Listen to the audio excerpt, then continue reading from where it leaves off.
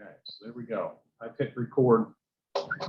I guess first thing, if I can go first, is Will and Jennifer. I would like to kind of have a overview of the system, and say, like with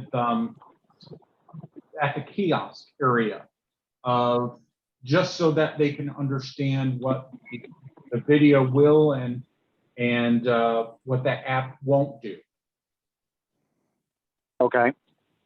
If you can kind of explain that to us of the app, and also if there's any way that we could get a manual to the app of something so that we can kind of view it and know what we're going to have. Okay, yeah, Jennifer will make a note to get you if there's a manual for the app. The problem we have now these days with the app store and stuff like that, there's usually not a physical manual for those kinds of apps and whatnot, but we will contact Paxton and see if there's some written documentation we can get on it. Okay. What's the name of the app?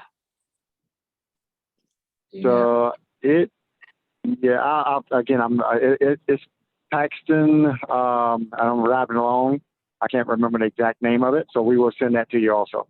Okay, but it's made by Paxton. So, because I think, yeah, it's made by Paxton, and I think it's a different name in each of the app stores. The Android name is different than the Apple name, so I'm looking through that. But Jennifer will send that over also. Okay. Okay. The desktop app for the desktop version of the app that goes with the little station. I believe there is a manual for that one. So that's the one that you're going to put in your leasing office or whatever that allows you to look at the video there. That one I believe has a manual for it. So we'll get you that one. Okay. Hey Ryan. Yes, sir. I just went on the App Store on my iPhone. There's a Paxton Connect, Paxton Installer, which I'm sure is probably for. No, it's not. That one's not it. Yeah, yep, that wouldn't be it. And then Paxton Key, KEY version 2, and then Paxton Key. So it's got to be one of those three. It's probably the Paxton Connect. Yeah. So yeah, you're right. I believe it's Connect. The Key is to allow you to use your phone as a fob. Is what the Paxton Key is. Okay, good. That's a question I had, is can we enable the system to allow an app to open or to act like a card or a fob? So it sounds like yes. Yeah, we have to see to make sure we got the right model of the reader itself. But the answer is yes, you can. You have to make sure that the card reader is a version that allows for phone credentials, is what we call those. And if so we can build, and we may not want to allow that. Is that something not just anyone could download the app and be able to get in. I would assume there are credentials you would have to. That's correct. So, right. So what would happen is they could download the Key application. You have to register that phone just like you register a fob. So you still have to register the device to say it's allowed to open and which doors it can open. So just downloading the app doesn't grant them access, and they can't take their fob and use it to enable the phone to open the door. You would still have, that phone has its own unique ID. You still have to say, okay, download the app. Now the reader would need to scan the phone and say, now who does this belong to, and what authorization and access does it have? So it'll be the same as programming a fob. It'd just be a physical phone. Yeah. Okay. Ryan and Nancy, I was thinking about that the other day, and that may be something we want to. That's another option. And then if you go to, if you're going to the beach and you don't want to deal with a fob or a key or a card, everybody has. Well, most people have their phones with them all the time. Yeah, I know that's one thing that we had a question from in the recent past was a homeowner that may have forgotten their fob, but they have their phone. And say if they were out at the beach gate, could they get back into the property using their phone? And at the time, I didn't think that was an option, and it was going to be more of a where you could see the person at the kiosk. But I do like the idea that functionality of you could use your phone, and we should be able to regulate that as to whose phone it is. And so that we don't have too many of those IDs out there of it's on a number of different phones, and now the building and the property is not secure. Right. So we would still know who it is, because Yeah. basically it just looks like another fob, but Yeah. it's a phone instead. Okay. I'm gonna shut this door so that we can. Oh yeah, they're gonna start mowing. Yeah. Hang on just a second. Okay. Okay, now we'll be able to hear you. The landscapers are outside. All right. Okay, trying to think of other questions that Well, we were gonna talk about the kiosk and how that Mhm. would work, so. Yeah, so how would that work at the kiosk level, that somebody comes up for, say, Nancy as an owner? What does the app do for her, and how would she allow Yeah. them to get into the Right, so building? if I have this Paxton app downloaded to my phone, Uh-huh. and from the kiosk, they enter the number for my unit, is my phone gonna ring like a regular phone call? Is it gonna ring on the app, or? So it depends on which preference we put in. You have a choice of using one or the other. It won't do them both at the same time. I think that was a previous question you guys had asked us. It won't ring both the phone and the app at the same time. So you choose the order of precedence, so to speak. So if this particular owner registered as the app being its notification, then the app would ring and you'd answer the app. That would allow you to see who it is and actually open the door. Okay, So If that, I can figure that when I download the app on my phone. So you configure your app, then the leasing office would have to register you as an app-based user, if you get what I'm saying that this particular ID that I've programmed in for this unit number we should call the app first. okay, So it will make it, so that has to be configured by the leasing office. So the leasing office would set it up to say, okay, this particular call box option would be primarily ring the app first. I believe, and I'm recording this, I'll go and double check on that. I believe after that, we can say a secondary option would be, if this does not answer or we don't receive an answer, now call this phone number next. Okay, because I didn't see that in the manual when you're setting up the user. Yeah. So we sent you the manual for, I think we just gave you the SIP-based options that were in there. This would be we'll go back and double check on the phone app because I'm not sure if there's a actual manual for the phone app in there. okay, So Jennifer and I will go back and we'll put a space marker here. We'll confirm that procedure for you, but I'm pretty sure that's how that one would work. So you have the option of using either or. So okay. And that's something that I could go in and change as situations change. Say if a new homeowner, or even an existing one and they download the app, and I could go and change it from calling them first to going to the app first. that is correct. And they can't change it. You would have to change that. Okay, yeah, because I did not see that in the manual that we have, anything like that. Okay. It doesn't, I All mean, even when you're setting up the users and the fobs, it doesn't talk about, unless it's under no, it's not Yeah, even. there's a video call option. So if you look by default, the call box doesn't work as a video call box because you need the text and client on the other end. So it mainly talks about traditional call box functionality, which would be just make a phone call. Right. We just need to know what options we can give our homeowners, and then it's. Yeah, we will make sure. Yeah, we will make sure procedurally you will get a detailed documentation. Jennifer does all the documentation, so she will give you a detailed document on the different options you have for setting up users in the system and what the steps are for each one of those. Okay. So we don't just hand over the user manual to you. We actually write custom instructions for you, so you're not having to fumble through the manual to find out how to do what. So based on your requirements, we create our own detailed documentation for you, so that based on your installation, these are the things that you would need to do. Okay, I understand, and I agree with that. The only problem is we need to understand what the capabilities are to be able to find for you what our requirements are. Yep. Okay. We need to Agreed. know a little bit. Agreed. We need to know a little bit about what the capabilities are in order to define our requirements. So that's Yep. why I was trying to Understood. get some of that. So, Okay. Understood. So what we'll do is, like I said, we'll go back and again try to give you a list of I'll say call box connectivity options that you'll have based on that model of the call box. Okay. So if I don't have the app, then my phone just rings, whether it's my That's correct. smartphone, my landline, my flip phone, it just rings. I can talk to the person. And then I have Correct. And a code, like today we press 6 and it unlocks the door. So I'm assuming it's something similar to that. yep, I believe Paxton is 9. We do several different systems, but I believe Paxton is a 9 or a pound that you hit in order to open the door. okay. Yeah, that was gonna be my next question, is if we could set that ourselves, or if it was already predetermined what the number was to push. Yeah, I believe with Paxton it's predetermined, but we'll double check to see if there's an option to change it to customize it.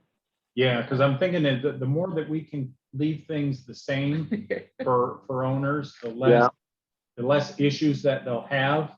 So if we can predetermine that, we would want to have it to be the 6. That they would Okay. 6, because that's what we have now. All right. And that's actually I would concur with that. We try to have as least disruption to the current environment as possible. Right. Yeah. Yeah. Especially with some of our owners. Okay. Now, I guess one of the questions I have now and it's on the quote, and I had asked, and it was for the Paxton card readers. We've got 9 of those. Now, does that cover the additional doors that we added, or does that number need to be more than just 9?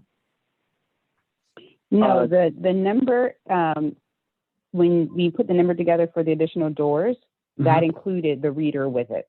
Oh, okay. Okay, but then my question, it says 9 card readers, but we have 2 doors that are going to have a reader on both sides, correct? A reader on both sides of the door? Which door is that? The beach gate and the door And from for the the pool. garage to the pool. Yeah, I think the beach gate was set to where there's just a push button that you push and it just opens the door. You didn't have to badge out to get to the beach. Do you want a reader on that side? Because I think that traditionally what we do is you badge to come into the gate to get to the pool, but going out is just a push to exit button.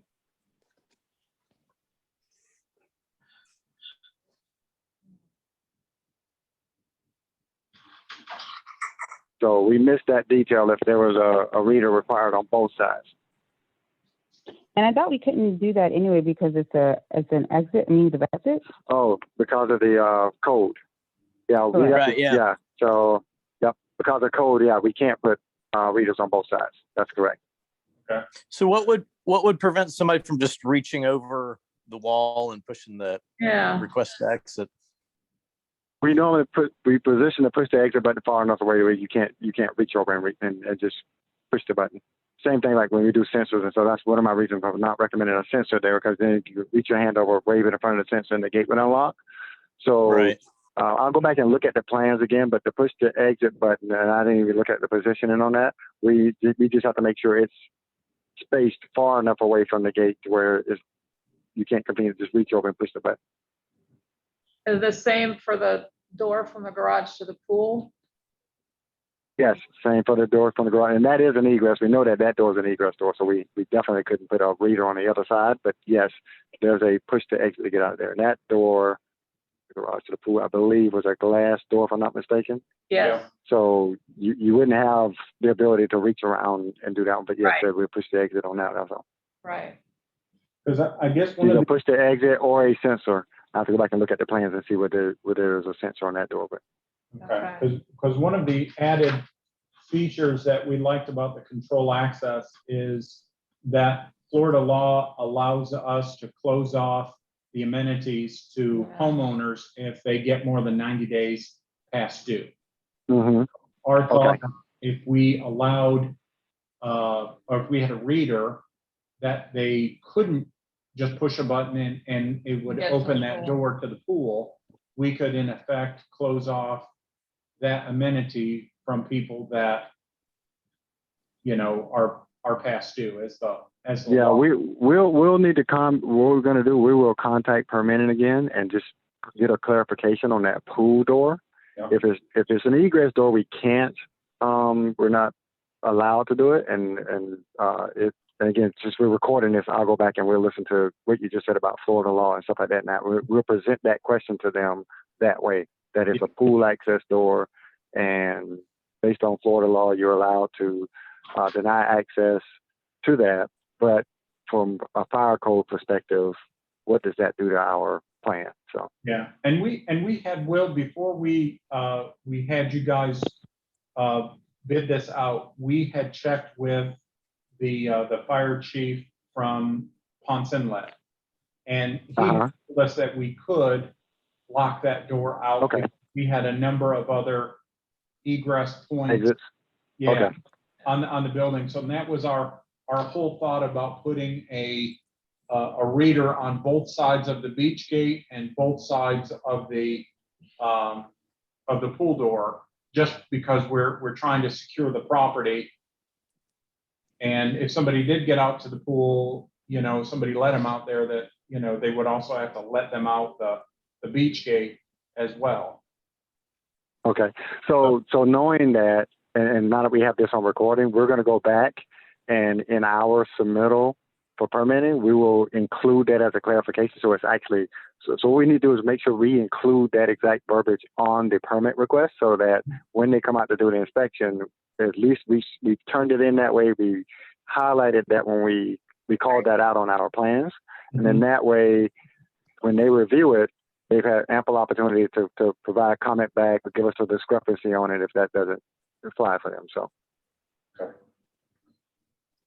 we'll just need to, like I said, when we submit for our permit, we just have to make sure that we're going to be very clear in calling that out and saying this is the intent and this is why. And if they have an issue with it, then we'll come back and then we'll get you guys involved if they deny it based on that. But we should be able to, if you've already had that conversation, then that shouldn't be a problem. And then to your earlier point, then no, we did not include those two readers for the other sides of the doors.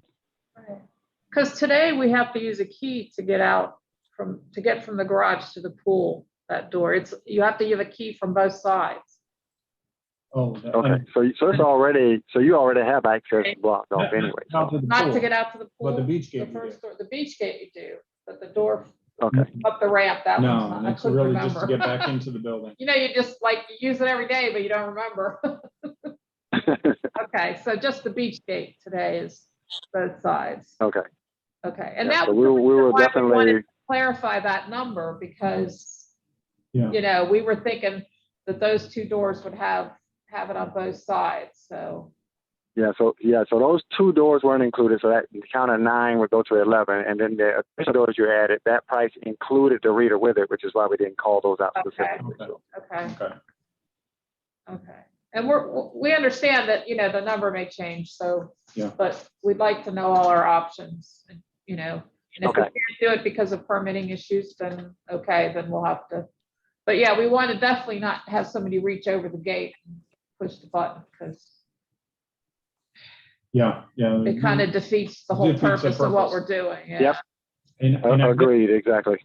I guess the next question I've got, Will, is when it comes to the readers, can we determine in each door the length of time that the person has that access? So you've swiped your fob, your card, or your phone, and it gives you X amount of seconds to access that door before it goes back to, say, red.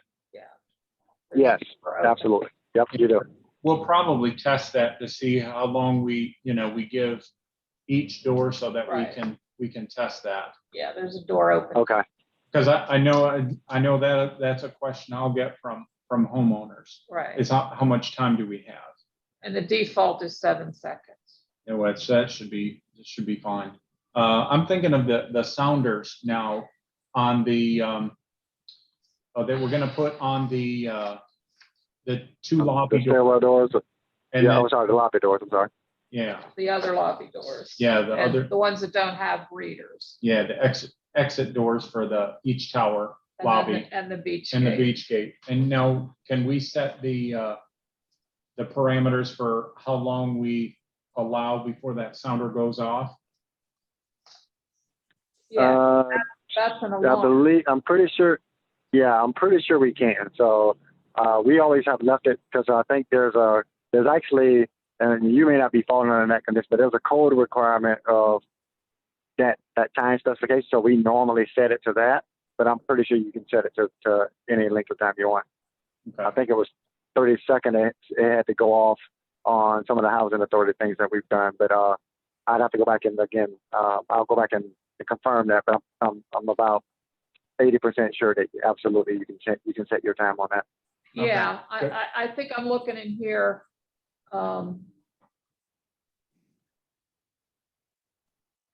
And what I see in here is sound alarm when the doors is, well, it's not forced open, but door left open. I can't see the tab or door left open, but I'm assuming it has similar ones where delay before sounding alarm, you can set to have Right. it sound continuously, or you can repeat it with an interval between bursts, and then, yeah. So 'Cause we- there's, yeah, we- Yeah, I'm pretty sure we could. Yeah, Yeah. we want to set the differences between the beach and the Yeah. lobby doors, and just thinking we're gonna have to test that to see if someone's with their beach chairs and their kids and whatever, trying to get everything out the door. We how don't, much time do they need? yeah, we don't want to give too much time, but at the same time, we don't want that going off every time. Now, just Right. send a notice to the like, say, the office computer where You the can- software will You can be. set it to send, there's a delay before, then you can set a delay to send before you send the alarm event to the PC. So you could set it to 0, so it automatically comes up when the alarm goes off or not, so, Is that for, are you talking for the sounders? Yes. yeah. Now the sounders, and I have to look at those. Those I don't think are integrated into the exit. They're just sounders that are sounding off. I'll have to go back and take a look at those. But I think the sounders we got, these are just custom alarm sounders. Okay. Normally, I have to double check to see if these can be integrated, but they don't normally communicate back to the access control software. Oh, That is just they're just noise alarms that go off and keep sounding because somebody left the door open. So I know that there are ones that can be integrated, but I'm not sure if that's the model that I spec'd out for you or not, based upon what we had understood the requirement to be. So I'll Yeah, have to double check that one also.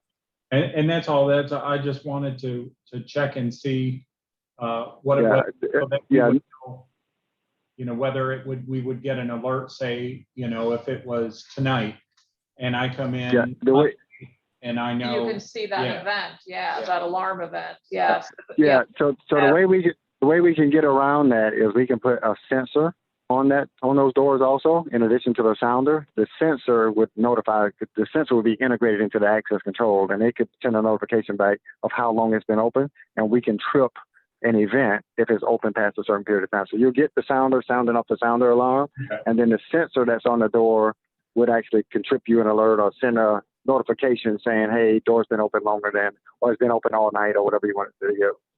Okay, so you'll check to see if Yeah, what, I don't think the sound is integrated, but like I said, as I'm thinking through it, we can put a sensor on the door that would tell us how long the door's been open, and basically program the sounder and the sensor to be in sync to say, hey, if the sound is set for, the trigger after 20 seconds, that the sensor will go off after 20 seconds. It would alert after 20 seconds, and it knows if the door is open or closed at that point, and if the door never closes, to say, hey, as long as the sensor is open after this period of time, send out a notification saying the door is still open.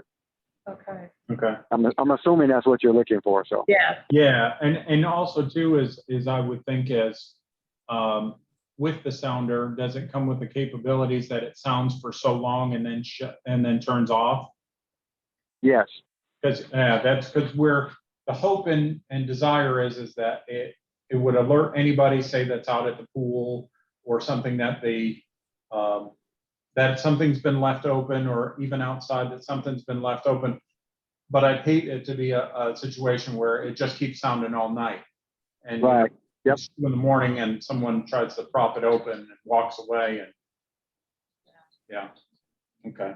So yeah, we can have it turn off after a certain period of time, and then I think that'd be good. Then you have your sensor that would indicate that the door is still open, even though the sound isn't going off anymore.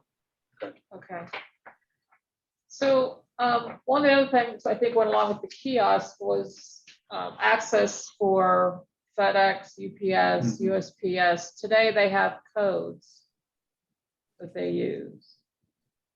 So I know we So can you can enter do codes for a door. I mean, I see that in the manual that we can do that. So right. that's the same. Yeah, it would operate that same way still. We're using Paxton kiosk. Yes, the key scan reader has a key for the postal department. They give us a key, but I don't think the Paxton has that on. I have to double check it again. But you would be able to provide them a code that they would use to get in and out. Okay, and that's what we were thinking as far as the codes go, is limiting the number of codes out there to just the delivery people that we get all the time, like UPS, Amazon, FedEx, the Postal Service, that they have their codes, or like Postal Service, I have a key also, that they could bypass our system, but no one else. Because, you know, people Right. here, they give their codes out and we'd have anybody and their brother coming into the property. Yep, absolutely. And we've had to go back several times, and we have facilities that wanted the codes and then realized that that's not a good idea. Yeah. Okay. Do you have any more questions on on that, Nancy, Tony? The other thing I want to mention to you real quick, because we're talking about the kiosk. Mhm. We just had this request come up from one of our clients down in Melbourne. They need us to program a code that when the police department came in, that would shut all the doors off for like an hour. So I don't know if that's a requirement for you guys or not, but I thought I'd mention that because we just got that request from one of the complexes down in Melbourne. So Yeah, that's that I so have. I don't.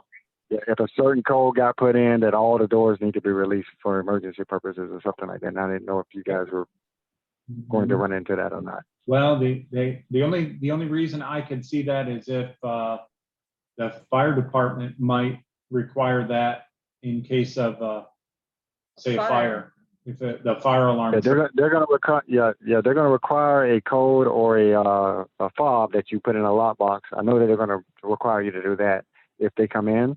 Uh-huh. And I think again, this was Highline Apartments we just did over here, but they came back and said that the police department wanted a code that if there was an emergency, 911 emergency, they could punch in a code that would shut the doors off. They didn't mind punching that code in multiple times, but it needed to shut all the doors off for an hour, so that they didn't have to constantly try to access the different areas, or if they had multiple personnel going around, that they all didn't have to have fobs. Okay. Okay, Yeah. well, we'll put that on our to-do list that we need to check with our police department and fire department if that's a requirement. Okay. Right, that was all I had on that. Okay. I've been through the manual several times. Thank you for sharing that. I wanted to understand, I know we can set up access levels. And an access level basically contains one or more doors. And for each door, you define a time zone for that door. So the example that I'm thinking where we want to use this, because owners would have access 24/7, 7 days a week. So, but we're thinking like if we have a contractor that's working in a unit and we only want him to be able to use the front door between 8:30 and 4:30 Monday through Friday, that this is how we would set that up. We would have an access, like a contractor access level that only has access to the 2 front doors, the 2 lobby doors, and only between those hours. So we would set up a time zone for that. and then whatever card or what fob or whatever we would give him would be assigned that access level. Am I interpreting that the correct use of that? Yep, you interpreted it absolutely correct. Okay. Very good. Now, I've got a question, Will, is when we are setting this system up, I guess the question is do you guys assist in setting that up? Do you provide us the software first so that we can start uploading homeowner information and such, or how does that work? What is the series of events that starts, and So when could we? So one of the things that'll happen is we will get with you to define what we call your security matrix. And that's going to be just what was mentioned earlier about the access levels, the different door combinations you want to have. You have those storage areas that we just did. So we define those as their own schedules and access levels. And a fob can be assigned more than one access level, by the way. So it's the least restrictive that gets applied. So we will help you define all of those, and what we initially do is we'll set up those for you initially.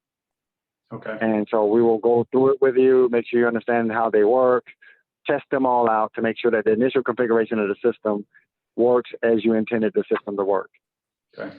You will then be in charge of managing and maintaining that going forward, or you call us if you need assistance, that kind of stuff. But the initial configuration and setup of the system, we will work with you to get the configuration of the system set up first. Then you would go in and add all of your users and stuff like that. I believe there's a way to import a spreadsheet and stuff like that. So we will show you how to set that template up, and then we would be able to import that template in before you as one of the last tasks that we do before we go live on the system. Okay. Okay. Okay, so this kind of goes along with that a little bit. When we're setting up a user, okay, so I'm a homeowner. Let's say I'm going to get 5 fobs. So, I mean, what I saw in the manual is that, you create a user for me with whatever information we're going to include in there. And then you basically can take my 5 fobs and use the reader to, load those in. That's correct. Now, this is where I got a little confused. It says the user can be assigned an access level from a drop-down list. So that's whatever. So I would get the owner access level 24/7, 7 days a week. But then it says alternatively, individual permissions can be selected. So I'm not really sure what that means. So you can go in and create a door access, a security level, and that security, like you said, has one or more doors in it, defines what the time zone is when you can access it or not access it. And the alternative is that you can actually take a door itself and say, okay, well, I'm going to give this user this particular door, and I'm going to set him up that he can access it during these times. You can do that on an individual door level and not have to set up a access level for that. So access can be granted either via the access level, or you can manually, individually for each door, for each person, for each fob, define exactly what that permission is. So it's just a more granular when you do it at the individual door level. Yeah, I don't know that we. So I think that would be hard to manage. Yeah, it would be very hard to manage, because now you'd have to go into every single door. We have to be added to every single user individually, as opposed to just granting access level. That is a one-off that would be used. So say you have a situation where a person is, like, say, an owner, and this would be a case for your I'll say door area. I still would recommend using a schedule for them, but you could say, hey, I have a storage room, and this person has this particular storage room. So you grant him that storage room individually, with his access being 24/7 or whether you want him to have access to it. And you wouldn't have a access level for that storage room unless you needed it shared amongst more than one user. But if Yeah. it belonged to him individually, then you might want to just grant him that individual door, and that be and that is how you're allocating access to that particular location. Okay. Now, like when I load in my 5 fobs, is there any way to attach an additional identifier to that fob? Like, you know, this is my primary, this is my backup. I gave this one to my sister, you know, and this is my guest Yeah. one, So like that. yeah. So not only can you create users and access with the fob, you can actually assign additional attributes and whatnot to them. So yeah, there'll be some fields that we could set up, or some detailed attributes we can set up for. At the card level, at the fob level. That's correct, at the fob level. Okay. Okay. Okay, because what we're trying to determine right now as a board is how many Blake fobs and Rosa. allow. Blake and Rosa. I'm sorry. Sorry about that. I'm directing one of my guys to go to a different location. Oh, Sorry. okay. We don't want an owner to have 20 fobs, because if they lose one, you know, if we don't know who it Which was, one? Yeah. you know, so we're looking at possibly putting a limit on the number of fobs. And then, but if we can track ahead of time with the owner, like, here's your, you know, 10 fobs, if that's the maximum, and either have him define who, you know, what he's going to do with them or not. We're just concerned that if he comes in and says, oh, I lost one of my 10 fobs, I don't know which one it is. You All know? 20 have to come back. Yeah, so do we can have to figure out gather which one. all of them up, or, you know, process of elimination? You Yeah. know, it becomes hard to manage. During our process of getting you configured and set up, we can work through some different scenarios and make sure that we address that to your satisfaction as to how we want to track those. Each fob has a unique ID. They're easy to turn on and off, but I get what you're saying with the, if I gave you 5 and you lose one, so at any point in time, they can go, and we can tell when those credentials got used. There's an audit database that you have there. So you can say these 5 were assigned to him, and you can see the last time each one of them got used. So if he loses one, we got one or two things. Either you can go in and do an audit on all of his fobs and see when the last time they got used, and see where they got used to tell him, you know, I don't know, there's some odd location or something like that. He can assign a name to each one of them, so that would go without being a problem. I'm trying to think through how we would quickly say you lost a fob and be able to identify that fob was lost. I mean, if you lost it yesterday, but somebody else may have it and using it, so that wouldn't be a good idea to go run a report, because you'll see the fob still being used. Right. So I have to think on that one a little bit. To be honest with you, I'm not sure. I'm sure there may be a solution to it. I just have to think about it.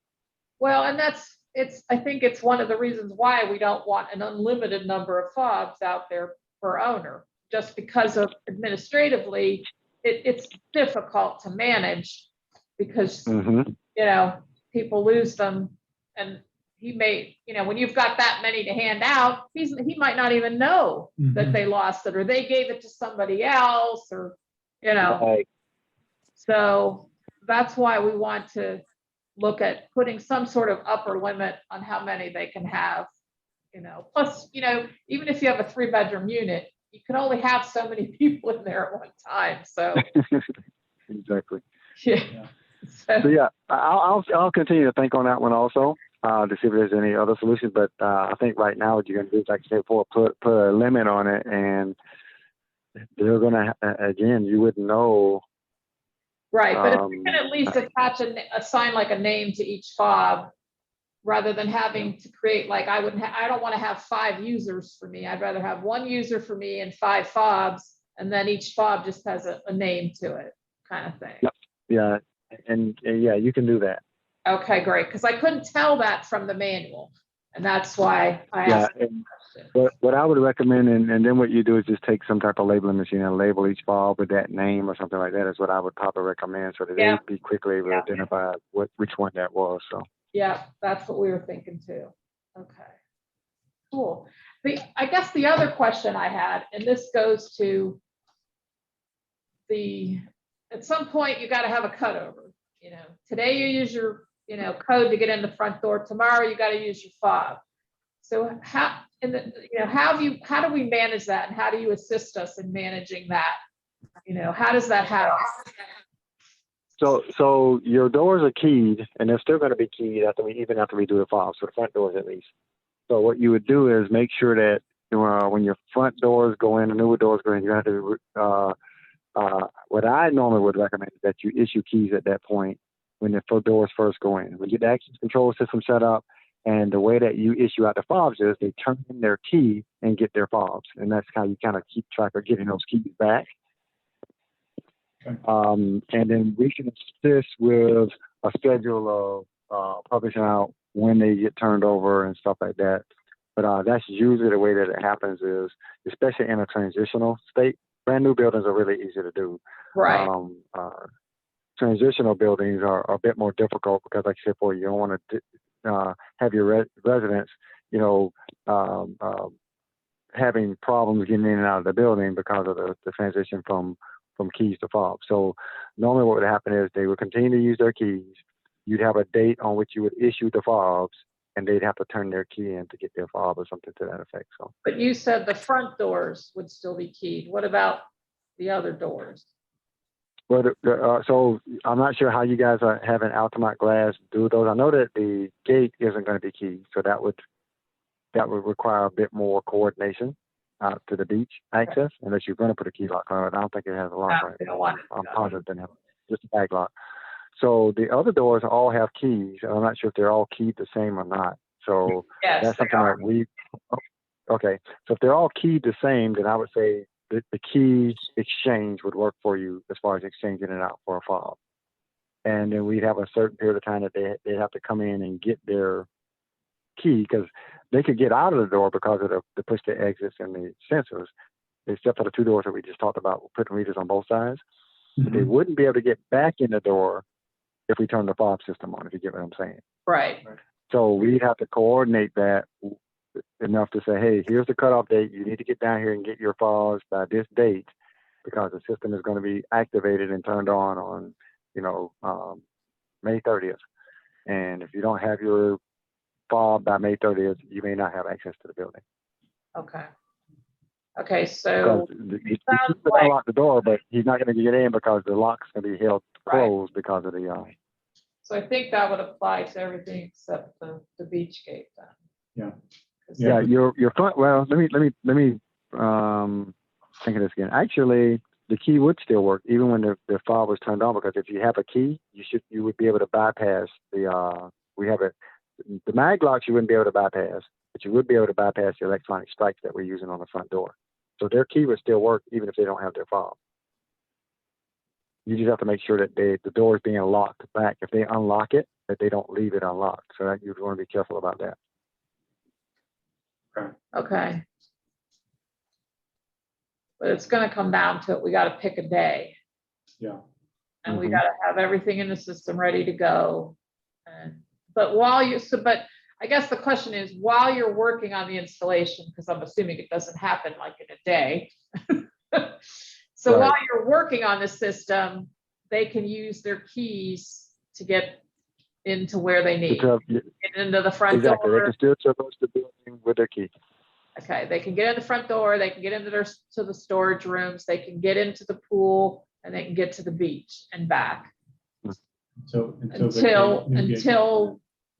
Until we have that, we pick a date and say, okay, that's it, no more keys, and we take out all the key access. Right. Your beach access gate would still work the same way. Essentially, whatever way it's working today, we would keep it working that way even when we change it out until you're ready to turn the system completely on. Okay. Or unless you want to do a kind of phased approach where, again, the incentive is you can't get out to the beach because you haven't gotten your fob, because that doesn't have a key access to it. But we could turn on certain doors in certain areas at a time too. Yeah, we don't have to turn on everything at the same time. So. Well, I guess we could talk about that as we get closer, but yeah. logistically, we have to be able to handle this you know, how we're gonna handle this changeover. It's two things for us. It's making sure the system's configured, doing some testing to make sure everything's working the way we want, and then it's handing out all these fobs to people. And we have people who live here full time, we have people who don't, who come just on the weekends, we have people who are out of state. So it's a lot of, for us, we have to be prepared to handle all that. Yeah, and we won't necessarily put a hard timeline on you. We will help you guys out as much as you need there, because we do realize there's a lot of people, there's a lot of coordination needs to go on. So we'll be available to you. We're close enough to where, like I said, if you need our assistance, we're a phone call away. If there's something that we need to be on site for, we're 20, 30 minutes away. We'll assist in that area. I'll make sure that we are pretty flexible with you there, because that is a challenge to try to, especially on the existing infrastructure, try to get everybody keyed and fobbed up the way they need to be. I just wanted to understand that there will come a time we can say, here's the date, boom, no more keys. And I like the idea of them turning in your key. Yes, I do too. But that doesn't mean we're gonna get all of them. No. That's true. So there's a lot of keys out there. We don't even know who the people are that have them. So there are people who rented 3 years ago. One of your other approaches you can take is, again, you could just change the locks. I mean, again, you're dealing with automatic glass, maybe make a provision right now to where, you say, hey, look, on this day, we're going to keep the current lock we have, and on this day, we're going to change out these locks for a different lock, and then you don't have to collect the keys at all. But Yeah, you're gonna have a different I think problem. that's what we're gonna have to do. We're gonna have to change the lock or locks. Doesn't the lock just completely go away so that you Well- can't even put a key in? I mean, Well, the electronic strike does that, but again, you can bypass that because you're going to still have a key lock, and if they twist that lever, it's going to act just as if the latch was tripped on the door, and it's going to allow them out. So you can override, and I'm not talking about the mag locks, the electronic strikes with the door. You can bypass that with a key. Yeah. And that, it sounds good to me as if we do that, we change the lock completely. So if there are any other keys out there, we ensure. is that on every door we have to do that? I would say right now, only on the outer doors that allow access into the building. Which is lobby doors. Might be that, and the key getting back into from the pool would be the ones that I would think would be most critical. And maybe the one up here at the club room. How, because when we put on the quote that we turned in and we that was signed by the president, we put initially of how many fobs that we'd be looking to get, so of ones that we'd be giving to homeowners for free. How quickly would we or could we get additional packs of fobs as we move forward and we allow, say, owners to have so many additional ones, just so I know that, like ordering, if it takes a week, 2 weeks? Usually it's about a week. Jennifer can, she can go check in with that a bit more. I think we can even expedite if we need to expedite them. Okay. It's a supply and demand thing. We've had times where we can get them, in 1 or 2 days, and then we've had times where there's a short supply and we couldn't get them for a week and a half. So more often than not, they're generally available. There's been very few times that we've had a problem where we couldn't get them quickly, but we have had times where it's been a week or two before we got them. Okay. Well, and the way I would look at it is to hopefully never get into a situation where it was imperative that I had it within a week and a half. Always having additional ones on hand. Yeah. And order at a certain point. I believe that we talked about, just want to make sure that the system it works with all the elements, the fobs, the key cards, and the wristbands. So if an owner decided I want 2 wristbands to allow me to go to the pool and to the beach, say, and I don't want to have to bring my fob with me, that we could set that up in the system. and say the same thing with the key cards. Say if they had a renter, we would, interested in setting those particular key cards up for only a certain time frame, kind of like a hotel would do. It's only good for April 1st to April 30th, and then it's no good. So if somebody, we wouldn't have to worry about someone taking that key card and being able to access the building after that point. We could it would automatically turn off. Right. And if they didn't bring it back, say, we could just delete it from the system. Yes, you can do that. Okay. So the fobs, the wristbands, and the key cards are basically interchangeable. Yeah, they all work exactly the same way. And it's just a matter of how you see them and purpose them out for their use. Okay.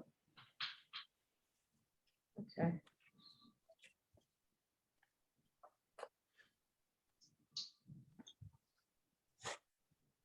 Okay. Okay.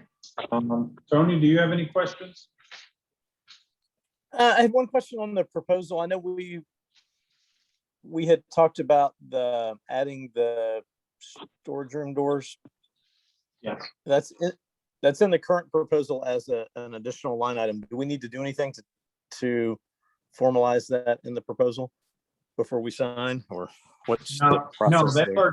that's already in there, because if you look from the first page of the quote to the final, it's we did put those 6 additional doors, we put those in.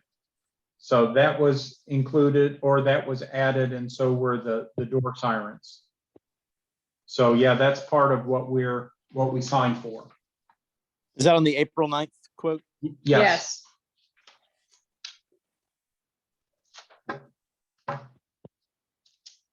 So what we agreed to was So that's okay. That's the 9 strikes, correct?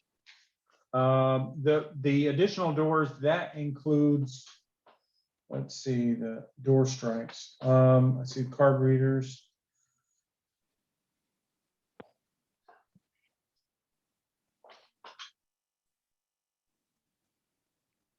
Electronic door strike 8.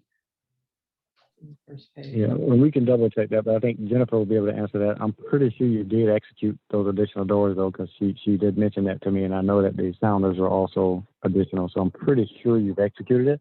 I'd have to get Jennifer can answer the question as to where you would see that and how to confirm that that's been done. But I'm sure I signed off on the additional doors and stuff when she brought those to me. Yeah. There are 9. There are 9 door controllers and 9 card readers. So I'm trying to think which. So there's 2 lobby doors. There's The club room, 2 4 club room, stairwell doors, the pool door, and the beach gate. I feel like we're missing.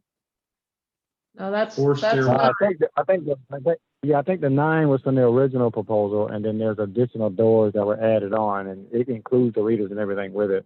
So, like I said, well, I'm not looking at it in front of me right now, but I'll get her to go back and verify and confirm with you guys that all of that stuff is as it should be. right. Okay. So Yeah, I see the additional 6. I just wanted to make sure that is included. But Right, Ryan, you're saying it Yeah, is. So Yeah, I think. Yeah, the additional 6. Go ahead. I was going to say the additional 6 does include the readers and everything that was needed. So essentially, we gave you a flat price per door that includes everything that the original 9 doors included. Yeah, and when we asked for that, that was my understanding also. Is that Okay. included everything? okay. What is the time frame? I mean, how long will this, once you start, how long does it take to complete this project? It'll be probably about a week and a half to 2 weeks. So they'll come out, they'll pull the cable and everything. We'll get the strikes and everything put in. We'll have to wire out by the pool, so we're gonna be running a lot of that in parallel. I'm gonna say 2 weeks. We're getting ready to order all the equipment and stuff now because we know we're waiting on Altamont to finish the door. So while they're doing that, we're ordering all the equipment that we need. We usually configure everything in our office and test it there first. So really, we try to make it as plug and play as possible. So what we're out doing then is just the actual manual pieces of the job. All the programmatic pieces will all be done, and it's a matter of plugging in, making sure everything comes online, and so that usually works pretty efficiently. So during the time that you're waiting for the door to be manufactured and the gate to be done, we're actually configuring and testing everything at our office. So the actual on the ground time is usually a week to 2 weeks. Okay. Okay, but you don't, the doors and the new gate, the new doors and new gate need to be in before you would come out on site then? Yeah, we probably will send out the electrician to do the pool wiring first, so that in preparation for that, we try to make it as close to the gate as possible, because that's the only outside wiring work that we need to do. Everything else is just a matter of putting cable. So what we try to do is not be so disruptive to your environment. We could come out earlier, but then you'd have wires hanging out, that kind of stuff, and we try to limit the amount of that goes on during the install. Okay, Yeah. but you're dependent on the new doors going in. Yes, Okay, that's part of our the new doors, and yeah, because we can't pull out your what is that, can't think of it now. The call box. You can't pull your call box out, any of that stuff, until all the other infrastructure is in. So that's the last thing going to happen, is your call box will be removed once the door is going in. So my intent is to take your current door. I have to look at your call box again. I can't remember which one it was, and we'll keep that in place as long as we can, and then we would just try to literally swap everything out almost overnight at that point. So we have done all of our wiring, gotten everything hooked up, and then the call box would be our last item. okay. Okay. And how far out are you in your schedule, Will, from, say, today? When would be the earliest that you could start? I know we're coordinating with the gate guy, we're coordinating with the doors, but your time frame, I'm just trying to picture of, so we can coordinate this really well. And also we can let owners know that ask me. Yeah, we were anticipating close to the end of May is what we're assuming. So we have 2 projects we're working on now based upon the door schedule that we had gotten. We had basically penciled you guys in for, I think it was either the 3rd or 4th week in May, based upon, I think, the conversation we had with the gate guy. Okay. So, and we will need to be kept up to date on that with the doors and stuff like that. If you're going to get those in earlier, let us know. Okay. We may be able to adjust some schedules around, but that's what we anticipated would be the 3rd or 4th week in May. Okay. Okay. Okay, Yeah, I know we're gonna have, some work to do on our end to get you the information that you need to set, the system up, even if it's in the software, the program of how it's all gonna work, so that, Right. we've got some time. So I would say myself, I would feel more comfortable if it was the 4th week of May rather than the Okay. 3rd. well, Because we're gonna have to meet and let's decide. think about that though, because May 31st is Memorial Day. Yeah, well, that's That's a what I was thinking. holiday weekend. Well, that's what I was thinking, of either that 4th week or even the beginning of June. Yeah, Past that. Yeah. we got to be careful with the holiday, because that could Yeah, I forgot about Memorial Day. I wasn't thinking about that one. So, yeah. be, yeah. I forgot. I'm looking at the calendar going, because there'll be a lot of people here Yeah. through that weekend, so. And well, that might actually work well for us as far as people getting their Coming in to get their fobs, fobs, yeah, they so. could, yeah. Okay, if that's Yeah, all. and remember, one of the things I want to add real quick, and I just thought about this as we're talking about fobs. You could actually hand out fobs before the system goes in, because each fob has an ID on it. As long as you know what fob you gave to whom, we can program those afterwards. They could even have their fobs already. They don't have to physically be here for the fobs to That's be true, programmed. that's true. Yeah, and I'd rather You're get ordering the more of it. extra boxes right off the Yeah, bat, right? Yeah, Okay, because I think we've got an extra like 200. yeah, That's Yeah. my hope too, is to get as much of those done ahead of time, so that that's not all I'm doing is handing out fobs before the system goes live. Yeah, and I guess I just thought about that is if you got an opportunity to give them out, then there's nothing that we require that would keep you from handing them out. We can Right. still program them in the system. They just wouldn't work until a Mhm. set That's the date and time, yeah. Exactly, until you turn it on, because that's where those schedules come into play. Is we can say what date it would come on, and then Right. essentially those would be, if the owners, there would be no turn off date until you guys go in and turn it off. So. Yeah. Okay.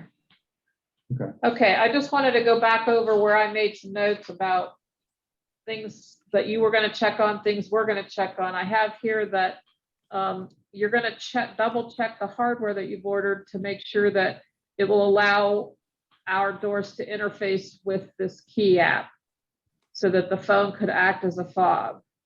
Yeah. Yep.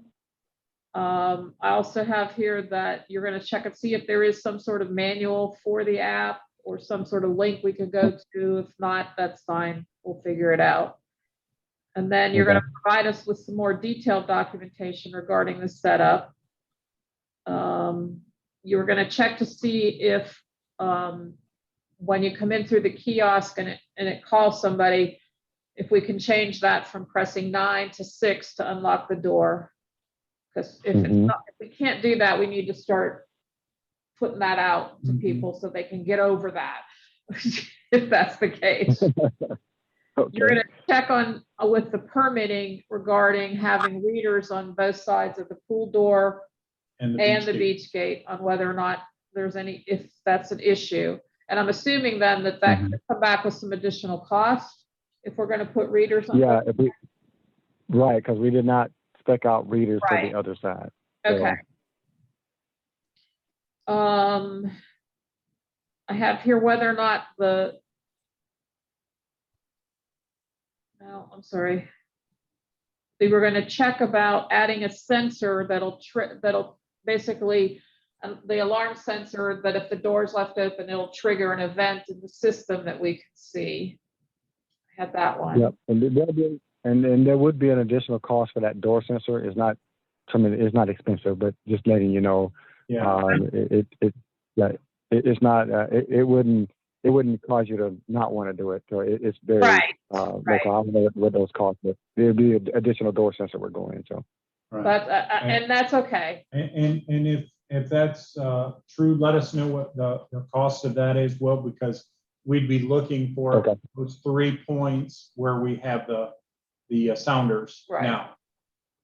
Yep. And then we're gonna, action item for us is to check with Ponce Inlet Police and Fire regarding, do they want a code that they could enter that would open, basically for an hour, open all the doors? So we will find out if that's a requirement for them.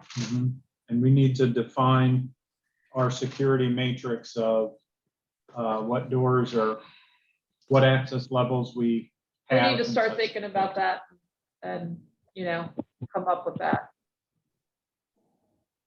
Yeah, and we can schedule basically a meeting to kind of start working on some of that. So if you guys have any questions and stuff, so I think Jennifer can handle that and coordinate with you guys on, I'll call it a meeting on the security matrix and making sure that we have defined all the profiles that you want to have upfront. That's something that we don't have to wait till June to do that. We can schedule a couple of meetings between here and now and then to talk about those security profiles and stuff you want. Okay. And if she could send me, Will, what might even make sure that we get everything for that we need is if she's got something in print that she can email over to me. So I make sure that we try to be effective with your guys' time on that. And we're not interfering in your schedule too much, that we know all of the various parts of the security matrix of information we need to have for you. And okay, great. Yeah. Help us think through the process and and what do we really want? Because I don't want you come in and say, well, what do you want? We go, we don't know. And then we're in the midst of this situation, we're trying to reinvent the wheel on you guys. Yeah. We want it to be as smooth for you as for us. Yeah, my career, a lot of my career was spent gathering requirements for billing systems. So if the customers better informed, it goes smoother and faster. Yep, we agree. Cool. Well, thank Okay. you for your time. Is All there right. anything that you have for us, Will? No, you guys have done a very good job. You're very organized, and we appreciate that. So that helps us a lot. So keep doing what you're doing. Okay. All right. All right. Tony, do you have any other questions for Will? No, I'm good. Appreciate your time. Okay. Thanks, Tony. All Well, right. Thank you so much, Will. Have a good one. Bye-bye. Bye. Bye. Hey, and us.